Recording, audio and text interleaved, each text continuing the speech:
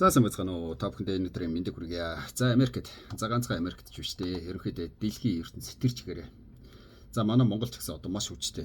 Нөгөө нэг жиг Холливуудад болж байгаа. За алдарт за супер од гэж хэлчих болох бах. Ди.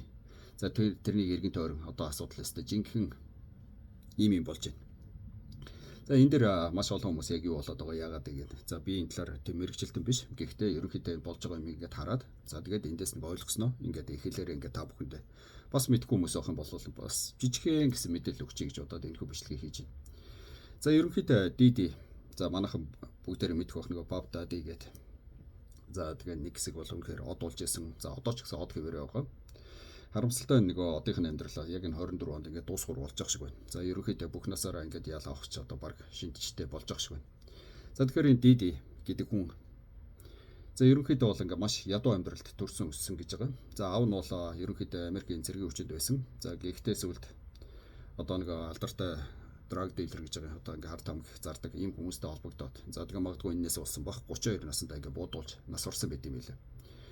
За тэгээд дэдигийн хувьд болохоор анх 21 настай. За 21 настай гэсэн баха. За тэр үедээ орон нутгийн бичлэгийн студиуд ингээд ажилд ороод за бас нэлээд тийм өндөр албан тушаалыг ашиглаад за тэгээд тэндээ ингээд маш амжилттай тэгээд ажиллаж исэн билээ. За тэгээд улмаар 29 настай гэсэн баха.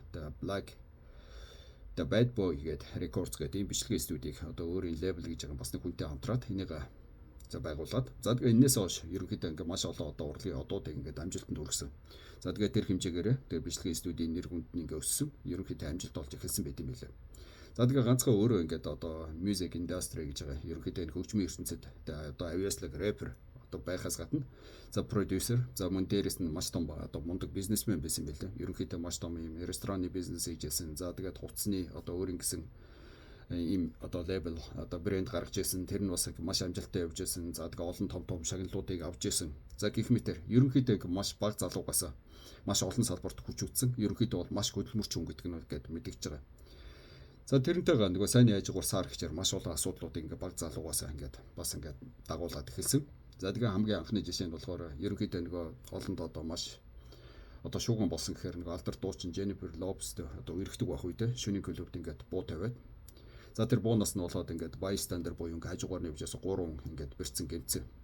За тэгээ тэн дээр яг юу болсон гэхээр ерөнхийдөө гэрчүүд хэлж байгаагаар бол 2 хүн одоо ингээд буу гаргасан. За гэхдээ нэг хамгийн сонирхолтой нь нэг хамт явж ясан одоо тэр юу илээ Sin заавч нэрний юу илээ Shine гэдэг залуу.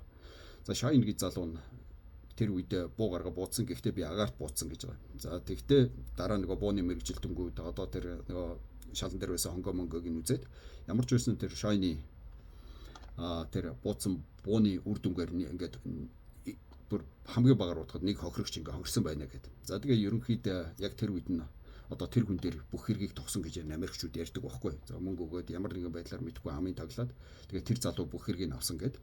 За тэгээ ерөнхийдөө бол ди энэ хэрэгээс ингээ мултарсан байдیں۔ Маш амархнаар. Харин нөгөө Shine нь болохоор 10 жилийн ингээ ял аваад тэгээд 10 жилийнхаа ялыг яг 9 жилийг нь яг тэр бүр high security гэж байгаа байхгүй хамгийн өндөр зэрэглэлийн тэр шоронд өнгөрөөгөөд тэгээд тэр хүн бол одоо бүр амьдралаараа хохирсон байдیں۔ Тэгээ ганцхан нөгөө шоронд ингээд юу баснаас гарч ирэнгүүтээ тэр хүн болохоор өөрөө нөгөө ногоо карттай ээж нь болохоор Америкийн нэгдсэн улсын иргэн байсан. Тэгэхдээ нөгөө тэр залуу болохоор ногоо карттай иргэн аваагүйсэн учраас нөгөө шоронд ял идлээ гараад ирснийхэн дараа одоо deportation буюу нөгөө нутаг руу хаанаас ирсэн тэр рүү ингээ буцаана гэдэг. Тэгээд тэр нэг Америкийн одоо тэр Мексикээс урагшаа байдаг. Тэгээд Панамаас жоохон хоошоо байдаг нэг жижигхэн газар руу.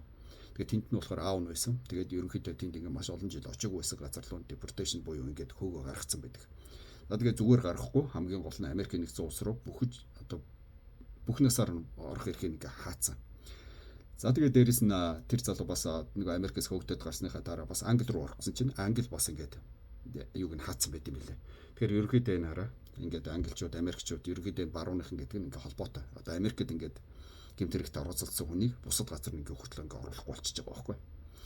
За тэгээд тэр залуу нь ерөнхийдөө нэг шоронгоос гарсны дараа нутаг утасны дараа тэгээд тэр шоронд багт үед юдаизм гэдэг. Тэгээд дараа нэг Ерүсалим ороод тэнд очиод нэр мэрээ өөрчлөөд тэгээд буцаж очиод улстай ингээд одоо улс төрч игээд явж идэм байлээ. За ямар ч байсан Америкт ингээд буцаж орох хэрэг ингээд бүх насаараа асуусан. Дээрээс нь ялтан гэсэн ийм нэрийг ингээд бүх насаараа өөр дээр ингэсэн ийм байт юм байлээ.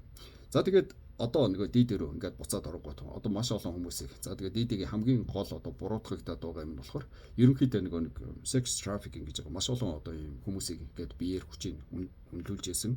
За тэгээ тэднийг биеэр хүчээр одоо үнэлүүлэхийн тулд ингээд транспорташн буюу тэднийг нааш цааш нь тээвэрлж яасан, зааварчилж яасан. За тэгээ дээрэс нэг хамгийн гол юм нөгөө freak of fare гэж хэлээд байгаа. За тэгээ тэр нь бол маш олон Америкчууд мэддгүй юм байлаа яг юу ингээд. Тэгээ энэ нь болохоор ерөнхийдөө нөгөө хин чин өөрөө маш том байшинтай. Тэгээд тэр байшинтай ингээ ерөөсө байнга ингээд одоо бүр ийм шоу зохион байгуулдаг.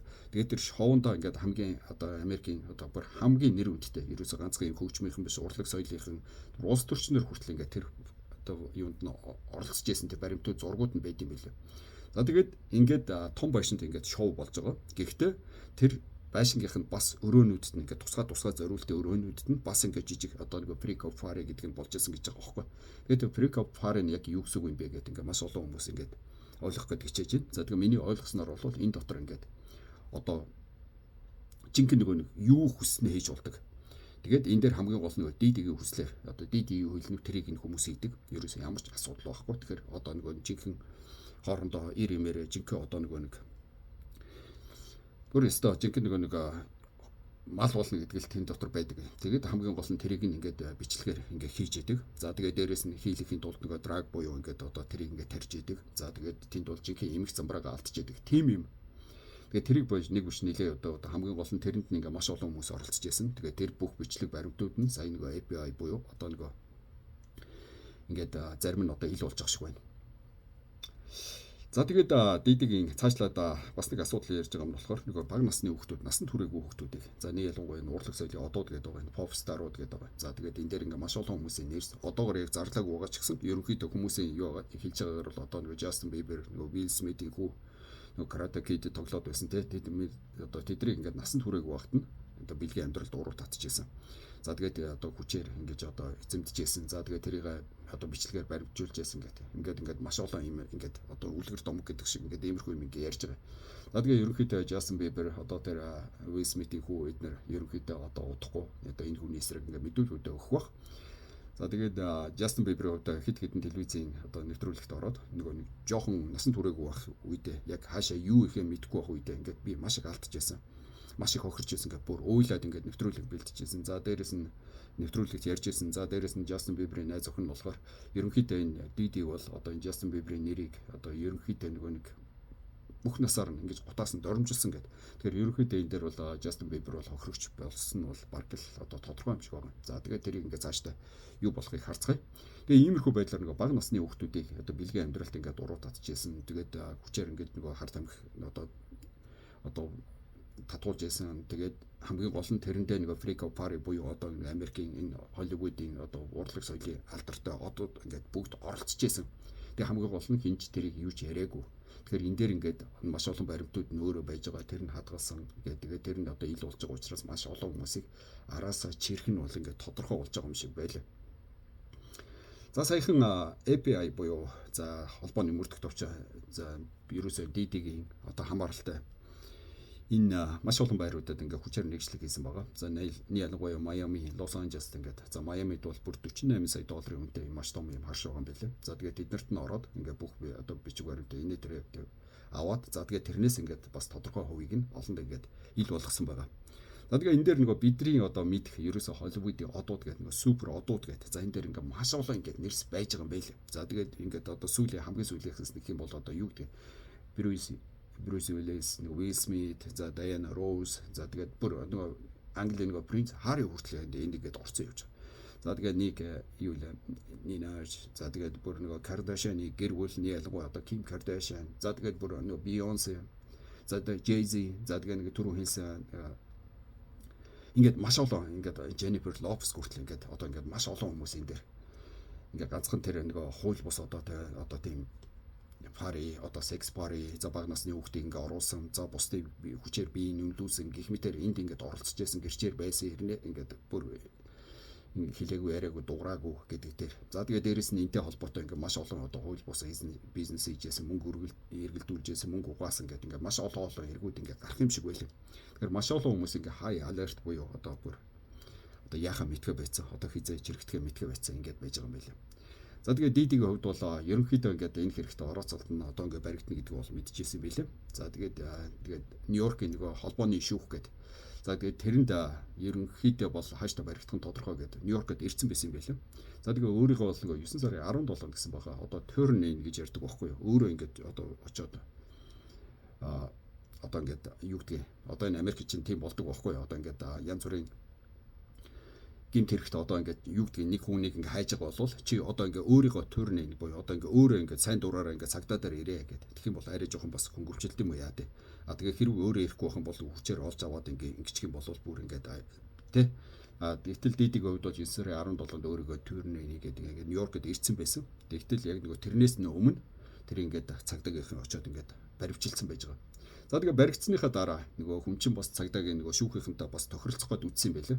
Тэгээ ерөнхийдөө Америкт болохоор нөгөө барьцаа тавиад одоо ингээд шорон цуухгүйгээр түр ингээд одоо шүүхээр ортол ингээд чөлөөтэй байж болдог байхгүй. За тэгээд тэрийг $50 сая тавиад ерөнхийдөө барьцаа тавиад энэ дээр бас нэг ингээд гарьяа гэсэн чинь харамсалтай тэрийг ингээд холбооны шүүх маш аюултай гэж байгаа байхгүй. Тэрийг зөвшөөрөөгүй. За тэгээ $50 сая одоо нөгөө Америкийн Флорида мужийн одоо Майамид байдаг тэр байшин ихэд $48 сая өртөгтэй. За дээрэс нь ээжийнх нь хаус гэж $2 сая. Тэгээд тэдрийгээ бүгдийг ингээ барьцаан тавья. Дээрэс нь тэр гадаад паспорт масвартаа тавья. За тэгээд зугтна гэж байгаа бол өөрийнхөө ниск онгоц монгоцоо тавья гэд.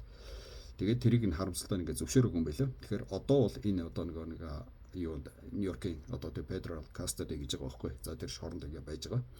За тэгээд хэрэг нь болохоор одоо 10 сарын 13-нд гэсэн баха. За тэгээд яг юу болохын тэрийг ингээд маш одоо Америкчууд яг юу болохыг ингээд тэр чигээр нь ингээд ажиллаж байна, анзаарч байна. За тэгээд ганцхан өөрөө ингээд шоронд орохгүй. За дээрэс нь маш олон хүмүүсийг ингээд нэрийг хэлэх бах, хамтаа чирэх бах гэдэг ингээд одоо ийм болж байгаа юм байна. За ерөнхийдөө бол энэ хүний хувьд бол ганцхан нөгөө мөнгөтэй төрөхтэй биш. Одоо за мөнгөний хувьд бол үнэхээр нөгөө маш цөөхөн одоо маш им цөөхөн одоо бүр маш их мөнгөтэй хүмүүсийн нэг гэж байгаа байхгүй. Тэгээд ерөнхийдөө хөрөнгөний үнэлгээ түрүүн интернетээс үзсэн чинь 2022 онд баг $1 billion хүрнэ гэж хэлсэн байлаа. За тэгэхээр одоо яг өнөөдрийн байдлаар мэдэхгүй. За ямар ч байсан ийм их хөрөнгөтэй. За тэгээд хамгийн гол нь тэр хөрөнгө мөнгнөөс гадна нөгөө endless гэж байгаа байхгүй. Одоо бүр хязгаарч дуусахгүй тийм одоо холбоо сүлбэ. Тэгээд тэр нь болохоор ганцхан энэ Америкийн одоо хөгжмийн их биш, энэ кино урлагийн одоо их биш, энэ улс төрд маш олон танилуудтай. За тэгээд эндээ ингээд маш олон үйл ажиллагаа хамгийн гол нь нөгөө түрүүнийх шиг нөгөө Prikopare гэдэг тэн дээр ингээд маш олон хүмүүсийг баримтжуулсан байж байгаа болохоор ерөнхийдөө тэрүүгээрээ дарамтлж одоо юу гэдгийг тийм хүчтэй гэж одоо үздэг юм байна. За тэгээд тэн дээр ингээд маш олон хүмүүстэй ингээд янз бүрийн байдлаар янз бүрийн одоо ивентүүдэд ингээд орж исэн. За тэр нь ингээд одоо зургаар ил болсон. За тэр нь болохоор нөгөө одоо ерөнхийлөгчд дэвшиж байгаа одоо бүр Harris за тэгээд Donald Trump бүр одоо Barack Obama-гийн хүртэл ингээд зургуудаа ингээд ойр тойрон байж байсан янз бүрийн ивентэд оролцсон ийм зургууд нь байдаг юм байлаа. За тэгээд энэ залуугийн хувьд нь болохоор ерөнхийдөө урд нь болохоор тэр Harvard гэсэн баха. За University за их сургуульд сурч агаад за нэгдүгээр курсээс энэ сургуулаа хаяад хоёрдугаар курсээс ягд юм байлаа. Тэгээд нөгөө хөгжмийнхээ одоо өөрийнхөө дуртай чиглэлээр ажиллана гэд ингээд явсан. За тэгээд 2022 онд гэсэн баха. За оныг нь буруу хэлж магадгүй тэр сургуульд ирээд нөгөө хүндэт доктороор одоо үргэлжилдэг штэ. Урд нь ингээд сургууль аяа явцсан. Одоо нөгөө Facebook-ийн босс хүртэл дараа нь ирээд Harvard-ийн сургуулийн хүндэт доктор болж байсан. Яг тэр шиг ингээд хүндэт доктор өргөмжлөөд. За тэгээд тэр үедээ болохоор нөгөө дэдэ чинь сургуультай одоо яг нөгөө чадaltaй ирнэ одоо төлбөрийн чадваргүй тиймэрхүү оюутнуудад одоо туслах дэмжлэх болох үүднээс $1 сая бас хандив өргөж ирсэн байлаа. За тэгсэн чи сая 24 оны хэрэгээс болоод нөгөө нэг сургуулийн тэр нөгөө хүндэт доктор гэсэн тэр хэрэгэм золбыг хураагаад за дээрээс нөгөө өгсөн $1 сая ингээ буцаачт юм бэл. За мөн дээрээс нь сая нөгөө hurricane гэдэг болсон байгаа. Одоо далайн хар шуурга гэсэн үг. За тэгээд тэрэн дээр нөгөө victim гэдэг одоо хохирсон хүмүүст хандив цуглуулахад энэ хүн ингээд маш том ингээд гавь явуулсан юм байлаа. Маш их мөнгө босгосон юм байлаа. Маш идэвхтэй байсан. За тэгээд тэрэн дээр үнслээд ингээд маш том бас шагналуудыг авч ирсэн юм байлаа. За тэгээд маш их нөгөө Jay-Z-тэй хамтраад за маш их мөнгө ингээд басууж ирсэн байлаа. За тэгэхээр ерөнхийдөө энэ хүн бол одоо би түрүү хэлсэн ганцхан юм хөгжимчин одоо продюсер биш маш олон хүнийг ингээд амжилтанд хүргэж ирсэн. Хоолнд нь нэрд гаргаж ирсэн. За тэгээд маш олон салбарт хүч үзэж ирсэн. Өөрөө бол маш хөдөлмөрч авьяаслаг. Гэхдээ тэрнтэйгээ зэрэгцээд ийм одоо маш муу одоо ерөнхийдөө бол ястоо нэг монстер буюу одоо ингээд мангас байсан гэсэн нэг иймэрхүү юм ярьж байна. За тэгээд цаашдаа одоо юу болохыг үзье. За ямар ч үс нөгөө Jay-Z гэдэг нэр энэ дээр Beyoncé гэдэг нэр одоо ингээд маш бас ингээд гарч ирж байгаа. Kim Kardashian одоо хитэн том нэрүүдээс гадна. Тэгээд эдгээр ягаад холбогдоод байгаа гэхээр ерөнхийдөө одоо энэ чинь маш олон нэг түрүүн би хэлсэн шүү дээ. Endless connection гэж байгаа байхгүй. Хизээч дуусахгүй тийм холбоо сүлбэ. За тэгээд тэрэн дотроо нэг топуудын топ гэдэг шиг одоо бүр bestүүдийн best гэдэг шиг ингээд 2 3 залуу. За тэр нь болохоор ерөөсө хөгжмийн одоо оргилд ингээд нэр нүдэн гарцсан. За тэр нь болохоор нөгөө Jay-Z, за тэгээд нөгөө Robert Kelly гэдэг. За тэгээд энэ DD3 бол одоо бүр хамгийн ойр дотны 3 том найзууд байсан гэж байгаа. За харамсалтай нөгөө R Kelly одоо өнөөдөр шоронд байж байгаа. За тэгээд одоо энэ DD ингээ баригдаж байна. Тэгээ хамгийн гол нь Jay-Z нөгөө Beyoncé-гийн нөхөр. За хамгийн гол нь зохион байгуулсан бүх парад нь одоо нэг шоунууд нь баг л маш идэвхтэй ордог байсан. Тэгэхээр тэр бол хөшгний цаана юу болж байсан, яаж байсан, хийж байсныг бол бүгдийг мэдж байгаа гэж байгаа байхгүй. Маш олон хүмүүс хэлж байгаа. Гэхдээ энэ хүн хизээч хэлж байгаагүй, ярьж байгаагүй. Энэ хүн бөндөө буруутай гэдэг. Тэгэхээр энэ дээр одоо Jay-Z ч өөрөө одоо Америкийн одоо тэр фунтон шүү дээ. Тэгээ эхнэр нөгөө Beyoncé гэдэг. Одоо Beyoncé энэ дээр бол ингээд орж исэн, энэ дээр бол мэдчихсэн гэдэг. Ингээд ийм юм байж байгаа юм байна. Тэгээ болж бас нэг үйл ажиллагаа энэ тэр хөшгний цаана тэгэхээр одоо нэг ижил үүсдэнгүүд гэдэг бол зүгээр л тэнд уучраа утгаа алдчихсан юм байлээ. За тэгээ энэ дээр одоо бүр урлаг соёлын одууд. За тэгээ яг тэр Freak of Farid гэдэг дээр энэ тэр маш олон баримтууд байж байгаа учраас энэ дээр ингээ хүмүүс гарна. За тэгээ нэг урлагийн одоо ганцхан нэг урлагийн одууд биш одоо спортын одууд хүртэл ингээд энэ дээр янз бүрийн нэрүүд байгаа юм байлээ. За нөгөө Америк хөлбөмбөгийн одоо том одууд одоо бүр LeBron James хүртэл энэ дээр ингээд нэр мөр ингээд яригдж байгаа гэдэг жисэн. Тэгэхээр иймэрхүү байдлаар ингээ маш олон ингээд Холливуд гэдэг бол ингээ гаднаа сайхан юм шиг боловч яг нөгөө хөшгөний ард бол жинхэнэ ёс бус одоо хамгийн муу мухай юм хийжсэн. За тэгээд маш олон жилээр маш олон хүмүүсийг хохироож исэн. За тэгээд од болгон жинхэнэ нөгөө дээш нь гаргана гэдэг маш олон ялангуяа насанд хүрээгүй хүмүүсийг бол ёстой жинхэнэ дураараа эдэлж исэн, жинхэнэ насаар нь хохироож исэн. Тэрнийхээ төлөө ямар ч хариуцлага хүлээж байгаагүй. За тэгээд маш олон хүмүүсийг жинхэнэ сүртүүлж исэн, айлгаж исэн. Гэх мэтэр. За тэгээ хамгийн сүүлд нэг өөрийнхөө нэг үерхчээсэн найз охиныг яг нөгөө зочид бодолтой барьж аваад үснээс нь татаа доош нуургаагаа зодж байгаа нүдж байгаа тэр бичлэг нь ингээд бэлэн болсон. Тэр нь нийтэд дийл болгосон. За тэр хүртлээ бол ерөнхийдөө дэдий бол би ерөөсөө ямар ч буруу юм хийж байгаагүй, хизээч хийж байгаагүй гэд. Тэгээд иймэрхүү энийг ингээд statement, bold statement гэж байгаа байхгүй. Энийг хийсэн. Харамсалтай тэр бичлэг гарсны дараа би буруу юм хийжээ гэдэг энэ public одоо олон нийтийн өмнө ингээд уучлал гуйсан байгаа. За тэгээд энэс гадна нөгөө өөрийнх нь эхнэр байж байгаад 2018 онд нас урсан. За тэгээд тэр хүүхэн өөрийн нөгөө гарын одоо нэг ийм бичлэг одоо юу гэдэг яг хөшгөний цаана юу болж байсан тэрийг бас бичиж үлдээсэн байт юм билээ. За тэгээд тэр нь ингээд бас өөр хүмүүст хадгалуулж байсан. Тэр нь явсаар байгаа одоо өөр хүний гарт ороод тэгээд тэр нь өнөөдөр ном болж гараад ингээд Amazon дээр одоо bestseller гэж. Тэгээд тэн дээр бол одоо жинхэнэ нөгөө хөшгөний цаана яг дээдэгээ юу хийжсэн, яаж хийжсэнийг бол ингээд тов тодорхой бүгдийг ингээд бичсэн байдаг. За тэгээд урд нь яг тэр номоо бичээг үнэхээр ерөнхийдөө дээдэгийн нөгөө нэр нөлөө connection гэдгээс айгаад одоо тэгээд хамгийн гол яг одоо дээдэгийн энэ кейс нь ингээд ил болж байгаа болохоор энэ үеэр гаргаж байгаа маа гэд. За тэгээд тэр номон дээр болохоор нөгөө эхнэр нь бол одоо жинхэнэ нөгөө хөшгөний ард энэ дээдэ гэж яг ямар хүн байсан. Хэрвээ дээдэ зөвхөн одоо нэг эсрэг хүүснээ сонирхдаг одоо өөрөөр хэлэх юм бол зөвхөн эмэгтэй хүнээс сонирхдаг байсан бол миний амьдрал шар өөр байх гэсэн юм а гэдэг. Тэгээд тэр хүүхэд нэлсэн юм бил. Гэтэл дээдэ нь ганцхан эмэгтэй хүн биш одоо эрэгтэй этний ялангуяа хүүхэд мөнхт ингээд 9 жороо юм ингээд сонирхдаг. Тэгээд тэрнээс болоод одоо нөгөө Farid нөгөө swap гэж байгаа байхгүй одоо партнерууд одоо бүрний ялангуяа эхнэр хүртэл тэр нь татаж оролцуулж байсан. Тэгээд ингээд бусдаа ингээд олуулаа ингээд бэлгийн харьцаанд ордог. Тэгээд хоорондоо нөгөө партнеруудаа сольдог. Тэгээд тэрэндээ одоо ингээд маш олон хүмүүсийг татаж оролцуулж байсан. Эхнэрээ хүртэл оруулж байсан. Тэгээд тэр үедээ нөгөө drug гэдэг тэр ингээд шахаад ингээд тэгээд зарим тохиолдолд ингээд айлгаа тэр үед ингээд бичлэг хийгээд тэгээд хамгийн гол нөгөө хүмүүсийн одоо зөвшөөрлгүйгээр тэр бичлэгийг ингээд авч яасан, хадгалж яасан гэдэг. Тэгээд тэр мэрийг ингээд маш тодорхой ингээд битсэн байт юм байлаа. За тэгээд тэр бүсгүй нь болохоор Америкийн рефер басан тэгээд мундаг хүн байж байгаад 2018 онд ингээд нас орсон. За тэгээ иймэрхүү байдлаар Монгол гэж байгаа одоо бүр жинхэнэ нэг хөгжмийн олигарх одоо юу гэдгийг маш нэр нөлөөтэй. За тэгээд энд ингээ хүлэн зөвшөөрөгдсөн ийм хүн. За тэгээд ерөнхийдөө маш олон хүмүүс одоо энэ дээр ингээ алдартай Ашер Машер хүртэл одоо тэгээд тэр бүр жоохон бага үедээ. За Ашерын хувьд бол нэг албан ёсоор яг нөгөө юу гэдгийг одоо тэр чи одоо монголоор юу гэж ярих вэ? Одоо эцэг их юм уу эцэг их шиг одоо тийм эрхийг нөгдөг байхгүй ерөнхийдөө одоо тийм харгалзагч гэмээр юм хууль ёсны тийм харгалзагч за тэр нь байсан юм байл. Justin Bieber-ийн хувьд бол ерөөсөө тийм юм байгаагүй. Ямар ч юм байгаагүй нэ Justin Bieber бүр 15 нас 15 таа байх үедээ. Тэгээд тэр үедээ одоо тэр нэг янз бүрийн бичлэгүүд байт юм билээ. Тэгээд чи урд нь ийм байсан, тийм байсан гэсэн чи одоо яагаад байгаа магаа ч юм уу тэгээд тэр бичлэг дээрээ тэгээ 15 настай гэдгсээр нэ би яг юу ихэ мэдэхгүй байна. Одоо бид нэр ингээд өнөөдөр фар хийх гэж юу ч болж магадгүй, яаж хийж магадгүй гэд. Тэгээ тиймэрхүү янз бүрийн бичлэгүүд байдаг. Тэгээ тэр үедээ бол Justin Bieber чинь дараа нэг бөөн хэрэг мэрэг тоор уцалтаа бол нэг машин тэрэг барьж явж байгаа бүр сүүлдээ Америкээс хөөгдөж гарна марна гэл нэг баах юм болсон шүү дээ. Тэгээ тэр үедээ нэг Justin Bieber бол үнэхээр одоо depression гэж байгаа одоо бүрэн depressed орсон өөрийгөө хянах чадваргүй. Тэгээд хамгийн гол нь тэрнээс болж ингээ маш их хохирсон сэтгэл санаагаар унсан. За тэгээд хамгийн гол нь эр хүн гэдэг. Сайн нэг комедиан бас нэг алдартай бас нэг bold statement хийсэн шүү дээ. Нэг нэвтрүүлгээр ороод баг 3 цаг ярьсан. Тэн дээр бол ингээ тэр хүн маш олон жилийн туршид энэ DD-гийн яг энэ бохир заван хийж байгаа юм маш олон жилийн туршид ярьсан боловч хинт сонсоогүй. Ерөнхийдөө энэ ингээ зүгээр чалчиж байна. Хэрэггүй юм ярьж байна гэдэг. Тэгээд тэр хүн бол ингээд 2024 онд ингээд маш олон хэрэгүүд илэрнэ. Ингээд энэ DD-гээс болоод маш олон одоо энэ celebrity гэж байгаа байхгүй. Энэ дээр ингээд маш олон хүмүүс чирэгдэнэ гэдэг ингээд хэлж ирсэн. Тэгээд тэр нь ингээд утгаараа болж байгаа шүү.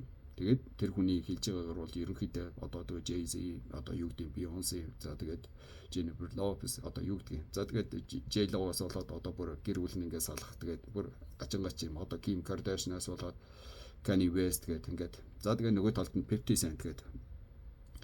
Нөгөө хэнийг DD-г одоо ганц одоо шүүмжилдэг эсэргүүцдэг нөгөө талд нь байдаг хүн одоо бүр Netflix дээр одоо ингээд бүр кино гаргах гэж байна. За тэгээ энэ кино мэдээж хэрэг нь бол одоо бүр одоо жинхэнэ шууган тарих бах. За тэгээд энэ дээр одоо бүр мэдгүй юу болох юм. Тэгээд цаашдаа энэ Amazon дээр байгаа номуудыг аваад ингээд үзэхээр ганцхан DD бол одоо monster биш. Ерөнхийдөө энэ Hollywood гэдэг энэ Hollywood-аас гадна энэ спортын одууд энэ улс төрчнөр Америкийн ер нь нэр нөлөөтэй хүмүүс ямар монструуд одоо мангасууд байд юм бэ? Наанаа сайхан болов цаанаа жинхэнэ хуулийг яаж уландаа гიშгдэг юм бэ? Яаж зөрчдөг? Ямар олон хүмүүсийг яаж охироод ингээд энэ болгоно ингээд ил болох шинжтэй болж байгаа шүү. Тэгээ нэг иймэрхүү юм яриад байх юм бол ингээд маш их юм ингээд болж байна. Тэгээд өнөөдөртөө зүгээр ингээд нэг товчхон иймэрхүү юм ярьж. Тэгээд цаашдаа та бүхэн бас бодлоо бичээд өгөөрэй. Зарим зүйлийг би усж андуурсан байж магадгүй. За миний хувьд бол энийг ерөөсөө сонирхдаггүй зүгээр яг нөгөө маш олон хүмүүс сонирхоод байгаа болохоор тэгээд ерөнхийдөө Америкийн нэгдсэн улсад болж байгаа одоо уг нь бол зөвхөн сайн сайхан талаас нь үзүүлэхээс гадна бас нөгөө талаар бас болохгүй бүтэхгүй байгаа юмнуудыг гол нөгөө сонирхож байгаа мэдгүй хүмүүс их байгаа болохоор зүгээр нэг юм өөрийнхөө ойлгосныг хэлээрээ ингээ буцаага тайлбарлчих. Тэгэхээр зарим алдаа оноо гарсан байж магадгүй. Та бүхэн тэрийг заахан засаа залруулад мэдгүүд нь доор ингээ комментээр тавьчих нь тодорхой болгоод тэгээ ерөнхийдөө цаашдаа тэр хэрэг нь яг яаж юу ах нь. За ямар ч байсан Нью-Йоркд одоо нэг юу холбооны шүүхийн өмнө одоо тэгээд 10 сарын 13-нд гэсэн баха шүүх хурал болох юм билээ. Тэгээд тэн дээр одоо юу болох нь яах нь ийх нь. Тэгээ ямар хэрэгүүд үүсэх нь гэдэг ингээд цаашлаад ингээд үзье. За тэгээд нөгөө хамгийн эцэст нь хэлгээд одоо нөгөө DD-гийн хувьд чинь юу илээ? За чи тэрийг чинь юу гэж хэлдэг вэ? Suicide Watch гэдэг. Suicide Watch одоо нөгөө нэг шоронд байгаа шүү дээ. Нөгөө шүүх хурал. Тэгээд тэр Suicide Watch ингээд тавьсан байлээ. Тэгээд тэр Suicide Watch гэдэг нь юу гэсэн үг юм бэ гэхээр ерөнхийдөө нөгөө нэг амиа хорлохоос одоо сэргийлдэг. Тэгээд high profile гэж байгаа байхгүй. За эн чинь бол яалтчгүй нөгөө DD чинь бол одоо high profile орно шүү дээ. Тэгээд high profile гэдэг нь юу гэдэг юм гэхээр одоо маш нэр хүндтэй, маш их мөнгө төгрөгтэй. За тэгээд холбоос үлбэтэй ийм хүмүүс тэдний хэрэг бол угаасаа high profile болчдөг. Тэгээд энэ маш өндрөө авчдаг. За тэгээд хамгийн гол нь тийм хүмүүс нөгөө за тиймч биш. Ерөнхийдөө одоо янз бүрийн иймэрхүү одоо хэрэгт холбогдсон хүмүүс амиа хорлох магадлал өндөр байт юм байна. Тэгэхээр энэ Suicide Watch нь яа гэхээр ерөөсөө тэр өрөөнд нь болохоор одоо тийм амиа хорлох ямар ч нөхцөл боломжгүй гэж байгаа байхгүй. Бүх юм нь одоо ингээ ганцхан одоо шорон гэдэг чинь ингээ бетон ийм хаалгатай байдаг бол тэнд бетоныхны оронд одоо хүн ямар яаж ч мөргөөд өөрийгөө гэмтэх охирох боломжгүй тийм зөөлөвчлсөн зориултын хантай. Тэгээд дээрээс нь нөгөө нэг одоо бусад хоригдлууд чинь ингээд орд иртээ цагаан хэрэгсэлтэй байдаг шүү дээ. Тэгтэл одоо тийм юм ингээ бүгдийг хураагаад авчдаг. За бүр оймс хувцас ингээ бүр зарим тохиолдолд ингээ бүрэн одоо нүцгэн байдаг. За тэгээд дээрэс нь ерөөсөө өрөөнд дотор нь ерөөсөө юу ч байхгүй. Тэгээ хамгийн гол нь одоо бүтэн 24/7 гэж байгаа байхгүй. Өдөр шөнөгүй ингээ камераар хянчаадаг, ингээ хүмүүс дуртай үедээ ингэж орж хаалгаж яадаг, хаалган нээлттэй байж яадаг. Одоо гаднаас ингээ хинч орж ирээ хідэн цагт ч хамаагүй ямар ч юу ч үзэж болдог. Ийм байдаг юм байна. За тэгээд дээрэс нь тэр одоо юу н болохоор ганцхан тийм амиа орлогоос гадна дээрэс нь бас тийм үеилэлтэй шат үедээ байт юм байна. Одоо жишээлх юм бол 4-р үе гэдэг юм бол тэр Suicide Watch нь болохоор одоо ингээ хүнийг ингээ дээш нь харуулад ингээ орон дээр ингээ уйчдаг. Тэгээ бүх мөчийг уяад тэгээд өдөрт ингээ 8 цаг гэж ингээ орж ирээд 20 минутын турш одоо зөвхөн нэг гарынх нь нэг уяаг нь салгаад тэгээ одоо нэг гарыг ингээ хөдөлгөн гэсэн 20 минутын турш. Тэгээд ингээ хөдөлгөөд тэр нь ингээд нөгөө чилээгээ гаргангууд тэрийг нь буцааж уяад дараагийнх нь мөчийг нь ингээ тайлдаг. Тэгээ бүх мөчийг нь ингээ тайлаад 20 минутаар. За тэгээд тэр үед нь нөгөө сэтгэл зүйчнэр одоо ингээ бусад эмчнэр ингээд өөрөө нөгөө хүн чинь нүцгэн байж байгаа шүү дээ. Тэгээд ингээ хүлээстэй байж байгаа. Тэгээд тэр болгоны ингээ харж яадаг, протокол хийж яадаг. Дээрээс нь ингээ бүхэл бүтэн камераар. За тэгээд 5 дугаар үе нь болохоор бүр ингээ толгойг ингээ одоо урд нь 4 дугаар үе дээр бүхэн өчүүд байна уйжсэн бол 5 дугаар үе дээр ингээ толгойг ингээ татаад уйчдаг гинэ. Тэгээд дээрээс нь болохоор тэр 4 5 дугаар үеинд болохоор нөгөө энийг эсэргүүцдэг одоо бүр ингээ маш олон хүмүүс байдаг. Энийг бол одоо хүнийг ингээ хамгаалж байгаач бүр стресст оруулдаг, бүр хохироодаг гэдэг. Тэгээд тэн дээр болохоор тэр хамгийн сүүлд хамгийн алдартай тэр нэг 98 онд шоронд тойрогдчихсэн. Яг тэр suicide watch байсан нэг эмэгтэй гараад нэг хэвлэлд ярьслаа өгсөн байхгүй. Тэгсэн чи тэр болохоор нэг эмэгтэй хүнийг одоо яг тийм 24/7 гэж тийм гэрэлтэй бүтэн гэрэлтэй байнга уйждаг бүтэн камерын юутай. Тэгээ тийм өрөөнд төрсөн. Тэгээ эрэгтэй эмэгтэй ингээ харгалзагч нар харж яадаг. Ингээд ерөөсөө шалдан ямар ч хувцас байхгүй. Тэгээ дээрээс нөгөө эмэгтэй хүн одоо нөгөө биеийнх нь юм эрэхт нь янз бүрийн байдлаар одоо нөгөө нойлын цаас маас одоо тэр илүү дутуу юм ерөөсөө байдгүй өгдөггүй. Тэгэхээр тэр болгон ингээ маш хэцүү байсан. Тэгээ тэрийг ингээ нуух гад нөгөө гуцаа ингээ таглангууд чи гуцаа ингээ таглаа тэр камерт харагдахгүй байна гэд. Тэгээд ингээд орж ирээд нуугдлаа гэд. Одоо бүр ингээд бүр барьж аваад ингээ хүлээд ингээд тэгээ нөгөө хүлсэн үедээ нөгөө түрүүн хэлсэн нөгөө мөчийн ингээд 20 минутаар ингээ хөдөлгөх үед ингээ эрэгтэй эмэгтэй ингээ хүмүүс ингээ хажууд нь хараа зогсож яадаг. Тэгээ иймэрхүү байдлаар ингээд яг ийм үнэн төрхтэй ийм байсан. Тэгээ тэр нь ингээд хитэн ингээд үргэлжилдэг хэр удаан хугацаагаар үргэлжилдэг гэдэг.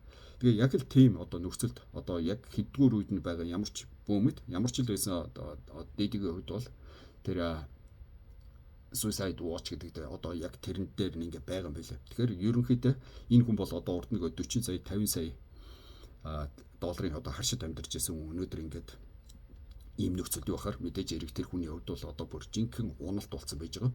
Дээрээс нь сая нөгөө нэг 48 сая тэр долларын үнэтэй тэр том хаус нөгөө рейд буюу одоо нөгөө нэг үйлчлэг хийх үед маш олон юмнууд илэрсэн юм билээ. Одоо бүр буу зэвсэг нөгөө AK-15 гээд за тэгээд дээрээс нь маш олон одоо сум зэвсгүүд драг гэж байгаа нөгөө мансууруулах бодисууд. За дээрээс нь нөгөө одоо Америкчууд жинхэнэ шууган тариад байгаа baby oil гээд Johnson-ы baby oil гээд тэр нь бүр мянгаараа илэрсэн гэж байгаа байхгүй. Тэгээд тэрийг энэ сая өмгөөлөгч нь хэлэхдээ одоо Америкчууд бол юм ингээ bulk price буюу ингээ бөөнөр нь авдаг. За тэгээд дэдигийн үед бол ингээ том орд гарчтай учраас нэг Costco гэдэг дэлгүүрээс ингээ бүтэн палетээр нь авцсан юм аа. Тийм байхаа гэд. Тэгсэн чинь нөгөө Costco гэж дэлгүүр одоо тэрэнд ямар ч байсан дэдитэй холбогдохгүй тулд манайх тэрийг тэгж булгаар зардггүй, тэр үед нь зараагүй, манайх ер нь альж дэлгүүр тэр Johnson-ыг зараагүй. Ерөөсөө энтэй хамаагүй холбоогүй гэд. За ямар ч л байсан тэр нөгөө түрүүний хилээд байсан нөгөө Preco Pari гэдэг тэр байшин дотор нь байдаг тэр тусгай өрөөнд одоо тэр baby oil-ыг бол ингээ бүтэн мянгаар ингээ тавьсан. Тэгээд тэр baby oil нь яад юм хэр нөгөө одоо хүмүүсээ хэлж байгаагаар нөгөө жинхэнэ нөгөө нэг тэр ажлаа их үедээ хэрэгэлдэг. За тэгээ хамгийн гол нь тэр baby oil-ыг хэрэгэлсэн үедээ одоо нөгөө бэлгийн харьцаанд ордог. Тэгээд одоо хамгаалтгүй гэсэн үг шүү дээ. Тэгээ маш олон хүмүүс ингээд хоорондоо ингээд тэгээд нөгөө партнер одоо swap буюу ингээд сольж өрөх одоо ёс бус юм. Тэгээд бүх юм ингээд тэр дотор хийгддэг. Тэгэхээр ингээд тэр нь ингээд одоо баримтаар ингээд ер нь бол хөдлөх гарцгүй болсон юм шиг байлаа. За тэгээ ганцхан дэдээ ингээд яваад одоо өөрөө бол буруугүй л гэж байгаа. Гэхдээ бол угаасаа Америкчууд бол зүгээр нэг юм хүн геймний араас орохгүй маш олон жилийн одоо бүр ингээд одоо тандал сондлага одоо бүр ингэж хийж байгаад яг л баталгаатай үед нь ингээд орж байгаа. Тэгэхээр нэгэд ингээд ороод бүх баримтыг ингээд гаргаад ингэсэн болохоор энэ хүн ерөнхийдөө одоо үлдсэн бүх насаараа уул шоронд суух байх. За хамгийн гол нь маш олон хүмүүс ингэж чирэх баха. За нэг иймэрхүү уг нэг товчхон ярьчих гэсэн чи бүр зөндөө удчлаа тийм үү. За гэртээ.